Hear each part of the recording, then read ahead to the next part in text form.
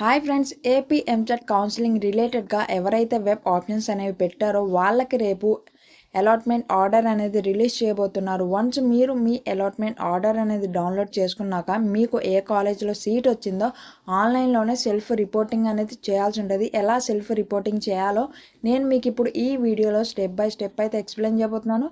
So ముందుగా వీడియోని అయితే ఒక లైక్ చేసి ఛానల్ని సబ్స్క్రైబ్ చేసుకోవడం మాత్రం మర్చిపోకండి.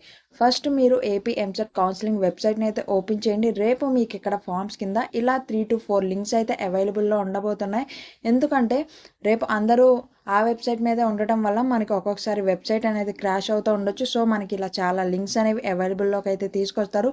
వన్స్ మీరు ఏదో ఒక లింక్ మీద క్లిక్ చేయండి. లింక్ అనేది క్లిక్ చేశాక మీకు ఇలా పేజ్ అనేది ఓపెన్ అవుతుంది. ఇక్కడ మీరు మీ hall ticket number, date of birth అనేది ఇచ్చి సబ్మిట్ మీద అయితే క్లిక్ చేయాలి.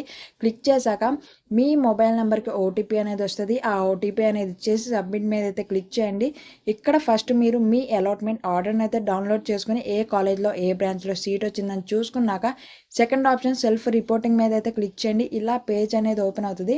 ఇక్కడ మీ డీటెయిల్స్, ఏ కాలేజ్లో ఏ బ్రాంచ్లో సీట్ వచ్చింది, అలానే మీ నేమ్, ఫాదర్ నేమ్, ఈ డీటెయిల్స్ అనేవి చెక్ చేసుకున్నాక మీరు కింద యాక్సెప్ట్ మై జాయినింగ్ బటన్ మీద అయితే క్లిక్ చేయాల్సి ఉంటుంది.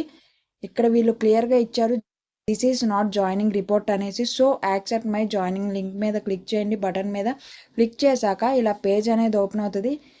ఇక్కడ మీ డీటెయిల్స్ అన్నీ ఇంకోసారి చెక్ చేసుకుని కింద ప్రింట్ ఆప్షన్ ఉంది కదా, దాని మీద క్లిక్ చేసి మీరైతే ఈ పీడిఎఫ్ని 2 to 3 కాపీస్ అయితే జిరాక్సెస్ ఉంచుకోండి. మీరు కాలేజ్లో జాయిన్ అవ్వడానికి వెళ్ళినప్పుడు ప్రొవిజనల్ అలాట్మెంట్ ఆర్డర్తో పాటు ఈ పీడిఎఫ్ని, ఈ ప్రింట్ని కూడా మీరైతే వాళ్ళకి ఇవ్వాల్సి ఉంటుంది. ఈ వీడియోని మీ ఫ్రెండ్స్ కూడా షేర్ చేయండి, వీడియోని లైక్ చేయండి, ఛానల్ని సబ్స్క్రైబ్ చేసుకోవడం మాత్రం మర్చిపోకండి.